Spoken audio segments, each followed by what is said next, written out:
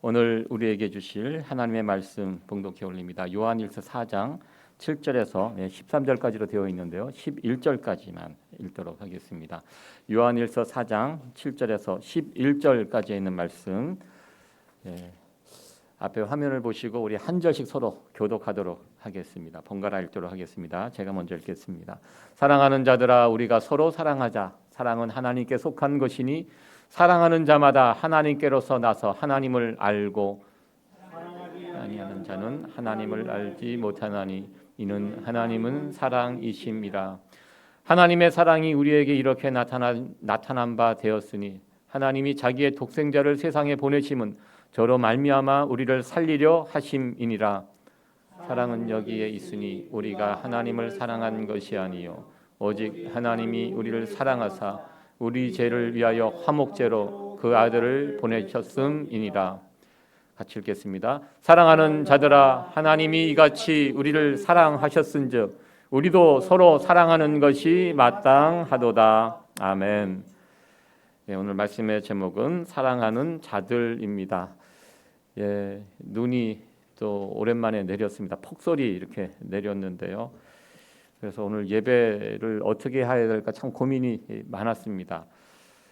그래서 이렇게 9시 반에 예배를 드리고 또 11시에 또 온라인으로 또 예배를 드리는 것으로 결정을 했지만 또 아침에 또 생각보다 눈이 더 많이 와갖고 이걸 어떻게 해야 하나 막 고민하다가 그냥 일단 나왔습니다.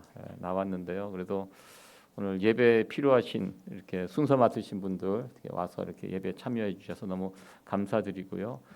또 많은 분들이 또 가정에서 좀 계시는데요. 11시에 이렇게 온라인으로 또 예배를 올려서 같이 참여하도록 하겠습니다. 가정에 계신 분들 너무 또 부담스러워하지 마시고요. 저도 예전에 한번 메릴랜드 살 때 그때 한 폭설이 일주일 동안 꼼짝 못한 적이 있었습니다. 그 당연히 교회는 이렇게 갈 수가 없었죠. 근데 그럼에도 불구하고 그 교회는 오픈을 했습니다. 그래서 예배를 드리는 것을 온라인으로 이렇게 방영을 하는데 거기에 보니까 목회자가 저만 참석을 못했더라고요. 어떻게든 간 거예요. 근데 저희 집은 갈 수가 없는 큰 길까지 한 몇 마일 되고요. 거기가 눈이 안 채워지고 문이 안 열리는 상황에서 어떻게 저분들은 갔을까? 아무튼 저만 못 갔습니다. 그래서 온라인으로 예배 드리는데 그 예배 참여하신 분들 이렇게 보여주더라고요. 저만 안 가갖고 그게 아직까지 제가 트라우마에 남아 있습니다. 얼마나 미안하고 죄송한지 충분히 안 갈 수 있는 상황인데도 불구하고 그런데 다른 목사님들은 다 가서 거기 자리에 앉아 있고 저만 못 가니까 그게 굉장히 마음의 상처가 되더라고요. 그게 그랬던 기억이 있는데요. 오늘 집에서 예배 드리시는 분들 그런 부담감 없었으면 좋겠습니다. 오늘 예배 드리기가 참 쉽지 않습니다. 그래서 예배를 이렇게 또 어떻게 보면 이렇게 정상적인 예배가 아니라 이렇게 좀 비상적인 비상시국에 맞춰서 저희들이 예배를 이렇게 드립니다. 오늘도 가정에서 예배드리는 여러분들에게도 하나님의 예비하신 귀한 은혜가 부어지는 이 시간이 되었으면 좋겠습니다. 먼저 예배드리기 전에 우리 오늘 여기까지 나오신 분들 여러분들 바라보시면서 서로 잘 나오셨습니다. 감사합니다. 이렇게 또 인사하고 시작하도록 하겠습니다. 네, 반갑습니다. 사진을 한 장 보시면 딱 보면 아시겠죠? 아버지와 아들의 모습입니다. 부모 자식 간에 자식이 부모를 닮는다라는 것은 만고불변의 진리입니다. 근데 사실 외모만 닮는 것이 아니에요. 자식은 부모의 모든 것을 닮는 것 같습니다. 외모뿐만 아니라 성격도 닮습니다. 그래서 저의 어떻게 보면 못난 모습도 닮아가는 그 모습을 보면서 어떨 때는 짜증이 나지요. 좋은 모습 닮았으면 좋겠는데 못난 모습도 똑같이 닮아서 하는 그런 모습을 보면 참 부모 자식 간의 이 유대감, 친밀감 이런 것을 다시 한번 느끼게 됩니다. 병원에 가서 검진을 할 때 항상 체크하는 것이 있습니다. 부모님 병명을 꼭 체크를 합니다. 부모님이 어떤 병이 있는지 그런 것을 꼭 쓰게 합니다. 왜냐하면 유전이라는 이름으로 부모의 병이 이렇게 자식에게도 이어지기 때문입니다. 참 여러 가지로 참 그런 부분이 참 신기하기도 합니다. 저희 삼형제가 있습니다. 저희 삼형제가 있는데요. 공통적으로 약한 부분이 있습니다. 저희 삼형제가 다 관략근이 약합니다. 그래서 치질 수술을 저는 10년 전에 미국에서 한번 받았거든요. 정말 죽는 줄 알았습니다. 그게 그렇게 고통스러운지 몰라서 참고 참다가 미국에서 수술을 받았는데요. 제가 이렇게 수술을 받고 몇 년 지난 다음에 한국에 가서 동생들 만나서 이야기를 해보니까 동생들도 다 그 부분이 약한 거예요. 그래서 한 놈은 수술을 받을까 말까 막 고민하고 있고 이게 굉장히 공포스러운 거거든요. 그래서 제가 수술을 받았던 그 경험을 이야기를 해줬어요. 아마 수술을 받으면 불지옥이 시작될 것이다. 그러나 받는 것이 훨씬 좋다. 그리고 저의 이야기를 듣고 막내 동생은 수술을 받고 둘째는 수술을 꺼리더라고요. 어떻게든 해보겠다고 해서 뭐 한 방으로 막 치료를 하고 막 그러고 있는 것으로 제가 알고 있는데요. 어머님이 그런 이야기를 하시더라고요. 참 신기하다고. 너네 네 애비도 그랬다고. 이거는 엄마 책임이 아니라고. 예, 정씨들, 예, 정씨들이 문제라고. 거기 그쪽에 좀 약한 부분이 있다. 이렇게 말씀을 해주시는 것을 들으면서 야 이게 자식들이 부모를 닮는다는 거 이런 것도 닮는구나라는 것을 제가 또 깨닫게 되었습니다. 이런 모습은 영적으로도 저는 같은 원리라고 생각을 합니다. 우리가 하나님을 아버지라고 부릅니다. 그래서 우리가 하나님의 자녀들이라면 우리는 부모 되시는 하나님을 닮게 되어 있습니다. 이것이 굉장히 자연적인 모습입니다. 내가 하나님의 자녀로서 우리 아버지 되시는 하나님을 내가 얼만큼 닮아가고 있는가 우리는 돌아보게 됩니다. 우리가 하나님의 어떤 부분을 닮는 것입니까? 우리 하나님의 신적인 부분을 닮는 것은 아닙니다. 우리가 전지전능하신 하나님, 그 하나님을 어떻게 닮아갈 수 있습니까? 우리가 하나님의 어떤 모습, 닮아가는 모습이 있는데 그 부분이 있는데 그것은 하나님의 성품입니다.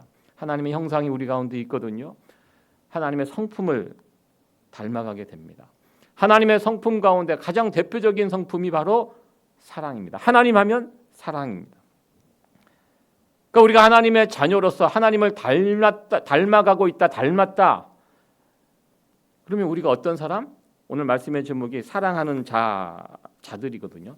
사랑하는 우리도 하나님을 우리가 사랑의 하나님이라고 이야기합니다.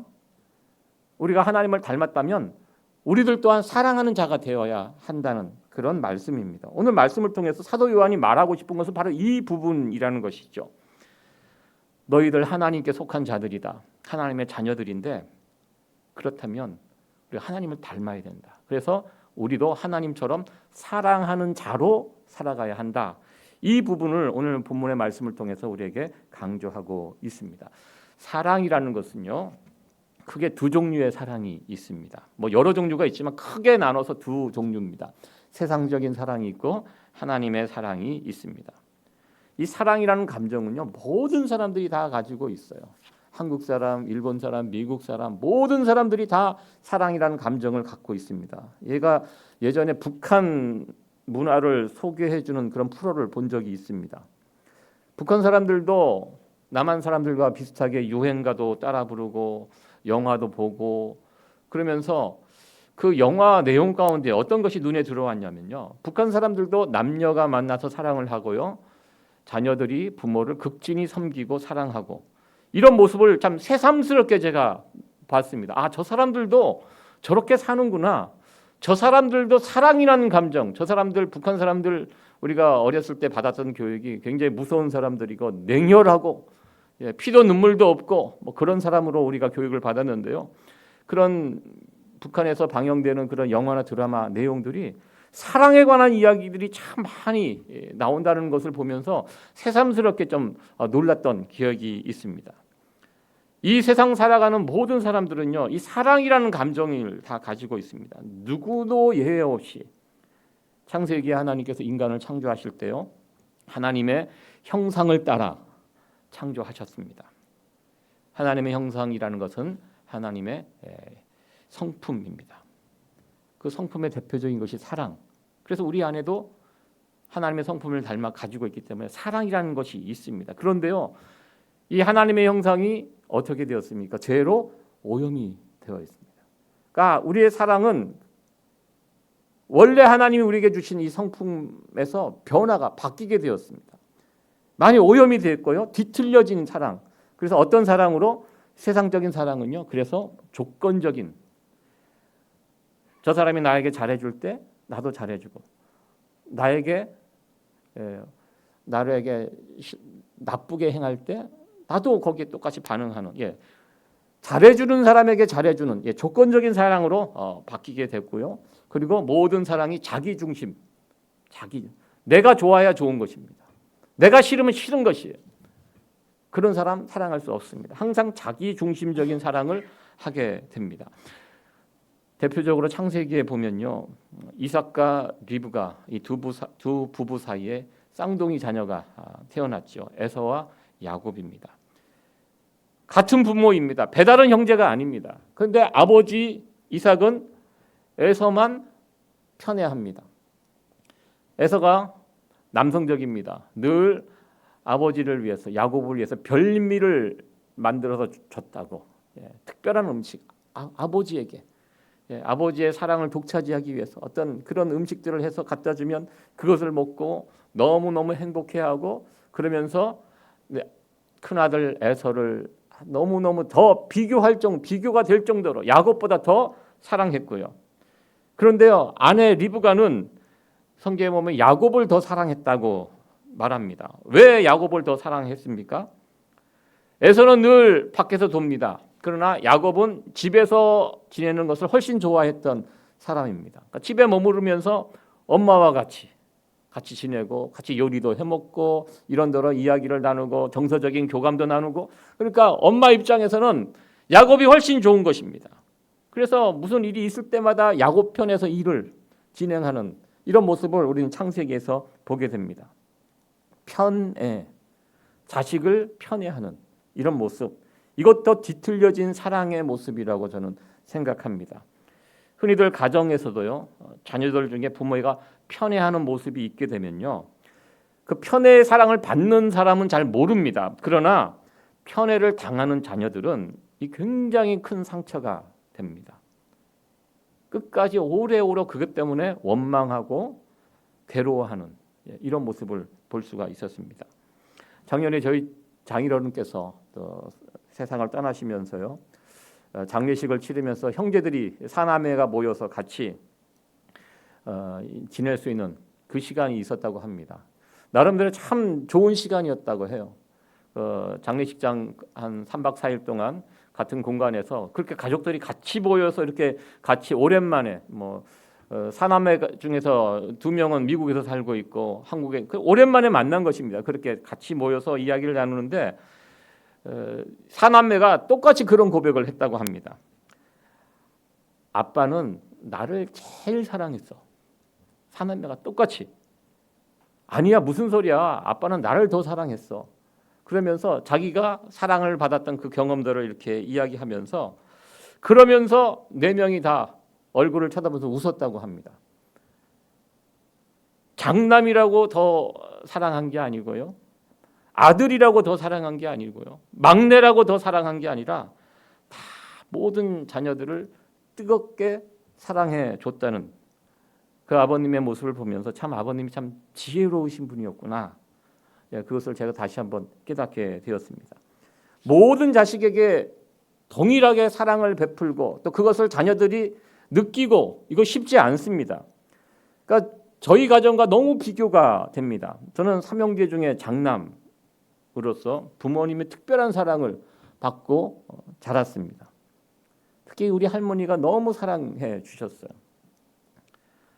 그런데 똑같은 아들인데요, 제 바로 밑에 둘째 동생은 그렇지 못했습니다. 작년에 제가 한국에 방문해서 정말 오랜만에 둘째 동생과 마주 앉아서 마음속에 있는 대화를 나누게 되었습니다. 자신은 어렸을 때 부모님의 사랑, 특별히 할머니 사랑 받지 못하고 형만 사랑해 주는 걸 옆에서 늘 이게 다 보고 있었던 거예요. 밥상에 반찬 하나 올라가는 것도 나에게 어떤 차별적으로 다가오는 이런 것들. 그러니까 저는 잘 기억을 못해요. 그런가 해요. 그런데 제 동생은 그것을 다 기억하고 있어요. 그 몇십 년, 50이 넘어서 만난 그런 관계입니다. 형은 군대 갔을 때 한 달에 한 번씩 저희 할머님이 면회로 오셨거든요. 한 달에 한 번. 근데 제 둘째 동생은 제대할 때까지 한 번도 안 갔어요. 제 동생이 그 이야기를 하는 거예요.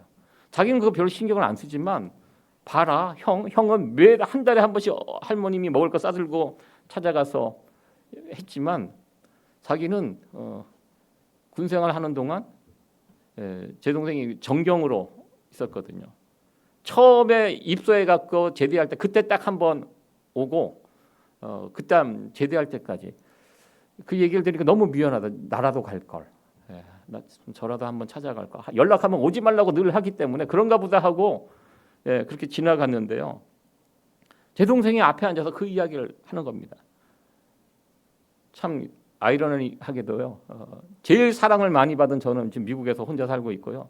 제 동생이 부모님 모시고 살고 있습니다. 제일 사랑을 못 받은 동생이.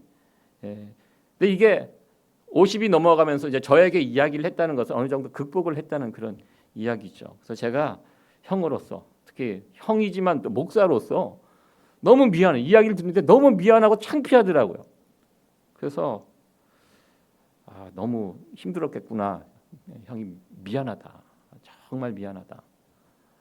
그리고 제가 그냥 늦게나마 그 부분에 대해서 너무 미안한 마음을 가지고 그렇게 이야기하고 요즘 틈만 나면 뭐라도 사서 계속 동생에게 보내고 저 엄마 가지고 있는 저 집 너 해라. 형 안 가질게. 그렇게 해서 무마하고 그렇게 왔습니다. 이 편애, 부모님이 자식을 편애하는 거, 이 사랑에 뒤틀린 그런 모습입니다. 자식 또한 그렇지요.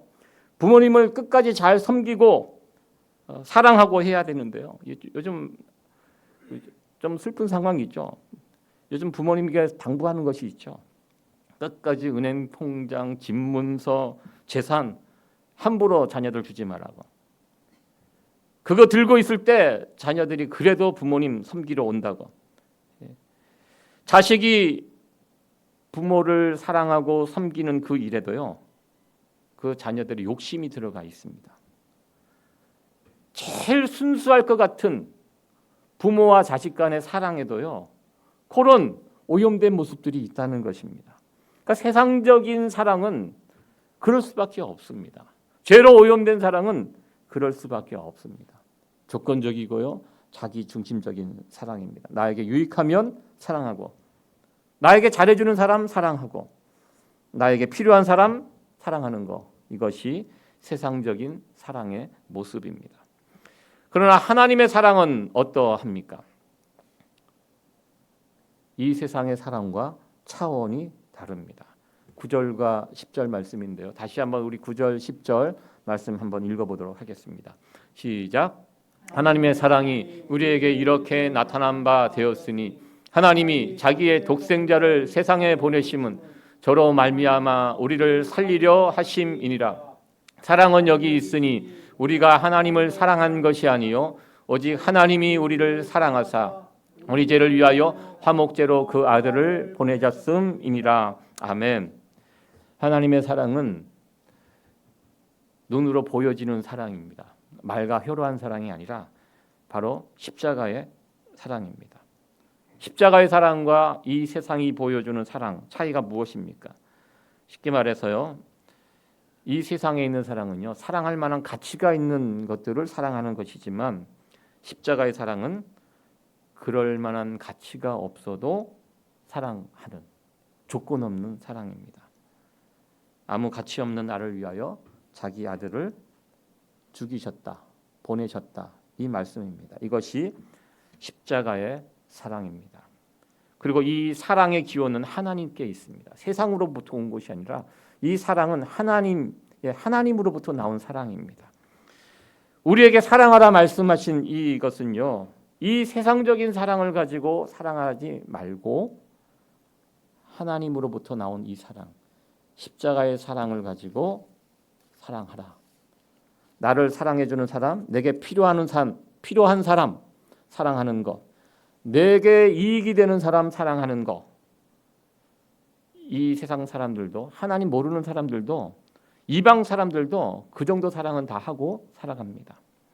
근데 우리에게 요구하시는 사랑은요, 하나님의 사랑입니다. 나에게 도움이 되지 않는 사람, 나를 사랑하지 않는 사람, 내게 별 필요가 없는 사람, 그런 사람도 품고 사랑하는 것. 이 사랑이 하나님의 사랑입니다. 우리가 이 세상적인 사랑이 아닌 하나님의 사랑을 가지고 누군가를 사랑하는 것은요, 말처럼 쉽지 않습니다. 이거 굉장히 어려운 사랑입니다. 그렇다면 이 사랑 우리가 어떻게 흉내낼 수 있을까요? 사랑은 하나님의 성품이라고 제가 말씀을 드렸는데요. 우리가 하나님의 성품을 어떻게 닮아갈 수 있는가? 이 부분을 오늘 또 적용하면서 생각을 해보려고 합니다. 자기 중심적인 사랑에서 벗어나 하나님 사랑, 우리가 어떻게 이것을 실천하면서 살아갈 수 있을까 생각을 해봅니다. 어제 제가 새벽에 말씀드렸습니다. 우리가 사람들과의 교제할 때 너그러운 사람, 뭔가 주려고 하는 사람, 이게 이런 모습으로 살아가는 것 중요하다 제가 말씀을 드렸습니다. 너그럽게 대하고 뭔가 항상 주려고 하고, 이런 모습으로 살아가는 사람, 하나님 사랑을 품은 사람이라고 저는 생각합니다. 그리고요, 사람들을 대할 때 기본적으로 우리는 상대방을 존귀하게 여기고요, 그리고 예의를 갖추고, 그렇게 보면 그냥 방긋방긋 웃어주고, 이게 사랑이 있는 모습입니다. 이거 우리가 할 수 있습니다. 이건 우리가 어떻게든 해볼 노력도 하고요. 여러분들 이렇게 우리가 지나가다가 오고 가다가 이렇게 만났을 때 그 사람 존귀하게 여겨주고 예의를 갖추고, 그리고 무뚝뚝한 모습이 아니라 반가운 모습을 이렇게 반응해주고. 그러니까 사랑은 무례히 행치 않는다고 말씀하지 않아요. 이 무례하게 하는 거, 정말 우리가 무례한 세상에 지금 살고 있지 않습니까? 얼마나 무례합니까? 그러니까 사랑은 무례히 행치 않습니다. 우리가 누구 앞에서 무례히 행치 않도록 사람들 앞에서 늘 반가운 표정으로 먼저 인사하고, 사랑이 있는 사람은 그렇게 삽니다. 제가 누군가 전도할 때 우리가 착각하는 것이 있습니다. 저도 예전에 그런 생각을 했습니다. 전도라는 것은 이 하나님의 말씀을 정말 잘 무장해서 누군가 딱 가서 그에게 복음을 타닥타닥, 빈틈없는 복음을 딱 전하고, 그 복음을 전한 사람이 그 말씀을 딱 듣고 깨닫고, 당신의 이야기를 들어보니까 정말 그렇군요. 예수님께서 나의 죄를 위해서 죽으셨군요. 나는 죄인입니다. 어떻게 하면 좋겠습니까? 저 예수님 믿을게요. 예수 천당 불신 지옥. 그 누군가 준비한 복음을 전할 때 마음을 열고 복음의 내용을 이게 받아들이고, 저는 이렇게 전도가 되는 줄 알고 있었고요. 착각하고 살았습니다. 제가 전도 폭발이라는 전도 프로그램을 가지고 거의 제가 한 7, 8년 제가 전도팀을 가지고 데리고 이렇게 교회에서 운영을 했었습니다. 그래서 전도 폭발해서 막 다니면서 사람들 전도하고 길거리 전도하고 했는데요. 제가 그 전도하는 현장에 가만히 제가 깨달은 것이 있어요. 전도라는 것은요, 복음의 내용을 가지고 전도가 되는 것이 아니에요. 아무리 우리가 복음의 내용을 잘 준비하고 칼같이 상대방에게 전한다고 해도 상대방이 그 이야기, 복음의 내용, 생짜배기들이 하나님, 예수님 간신히 아는 사람들이 여기에 뭐 십자가, 대속, 구속, 뭐 이런 것을 어떻게 이해를 할 수가 있겠습니까? 나는 알아요. 전도하는 사람 알지만 전도 받는 사람은요, 아무것도 모르는 그런 사람입니다. 그 내용으로 사람들이 마음의 문을 여는 것이 결코 아니더라고요. 제가 많은 시행착오를 겪었습니다. 전도하는 현장에서 옆에서 이렇게 지켜봐요. 어떤 일이 벌어지는가 옆에서 제가 이렇게 지켜보면 준비하는 사람은 정말 자신이 외운 거 열심히 전하고 있는데 받는 사람이 전혀 아닙니다. 예. 나 이거 아니다. 나 이거 아는데 당신 이거 모르지? 이런 스타일로 복음을 전해 갖고는요 아무것도 일어나지 않습니다. 그런데요 복음의 내용은 잘 몰라도요 이 뜨거운 가슴을 가지고 야, 예수님 정말 좋은 분인데 당신도 예수님 믿었으면 참 좋겠다. 이 간절한 마음을 가지고 사랑하는 마음을 가지고 상대방을 존중하는 마음을 가지고 귀하게 여기는 마음을 가지고 이 사랑의 마음이 보여질 때 상대방은 꿈틀꿈틀 움직입니다. 예. 복음을 받아들이는 것은요 복음의 내용이 아니라 사람이 전하는 태도에 의해서 결정이 된다는 것을 제가 깨닫게 되었습니다. 아, 그렇구나. 이 부분이 참 중요하구나. 사람을 존중해주고 그리고 듣는 사람을 최대한 배려하고 자신을 낮추고 그 가운데서 뜨거운 가슴을 가지고 다가갈 때 상대방이 반응을 하지. 아, 나는 복음을 아는 사람이고 나는 천국 백성이고 당신은 지옥 백성이고 너 이거 들어. 이런 식으로 해갖고는 아무것도 일어나지 않는구나를 전도 현장에서 제가 배우게 되었습니다. 어느 미국의 담임 목사님께서 그 교회 부임하실 때 몇 주 전부터 그 교회 앞에 노숙인 차림으로 그 앞에 가서 앉아 계셨다고 합니다. 아마 뉴스에서 나오고 기독교 신문에도 나왔던 유명한 이야기입니다. 그 교회 앞에 있을 때 많은 사람들이 그냥 씩씩 지나갔대요. 그걸 다 멀리서 동영상으로 다 찍어놨다고 합니다. 그리고 목사님이 부임하는 날 그 노숙인 복장으로 뚜벅뚜벅 앞에 나가서 강당에 서서 바로 이 목사님입니다. 이렇게 해서 그 이야기를 했대요. 그리고 자신이 그동안 녹음했던 동영상을 같이 틀어줬다고 합니다. 그러니까 보니까 어떤 사람들은 그냥 지나갔지만 어떤 사람은 자기에게 와서 돈을 주고 어떤 사람은 자기에게 와서 교회 같이 가자고 이렇게 안내도 하고 어떤 사람은 와갖고 손을 얹고 기도해주고 이런 모습을 이렇게 보여줬다고 합니다. 그러면서 목사님이 나의 목회 방침은 사랑하는 교회를 만드는 것이고 말과 혀로 하는 그런 사랑이 아니라 구체적으로 세상을 향하여 베푸는 그런 교회를 세워가고 싶다. 이렇게 말씀을 하셨다고 합니다. 그래서 이것이 굉장히 교인들에게 큰 충격이 되고 은혜가 되고 그래서 그 교회가 그런 방향으로 어떻게 하면 저 세상을 향하여 세상의 이웃을 향하여 사랑을 실천할 수 있을까 이런 방향으로 교회가 나가고 있다고 합니다. 여러분들 우리가 사랑하는 사람이 되려면 어떻게 해야 합니까?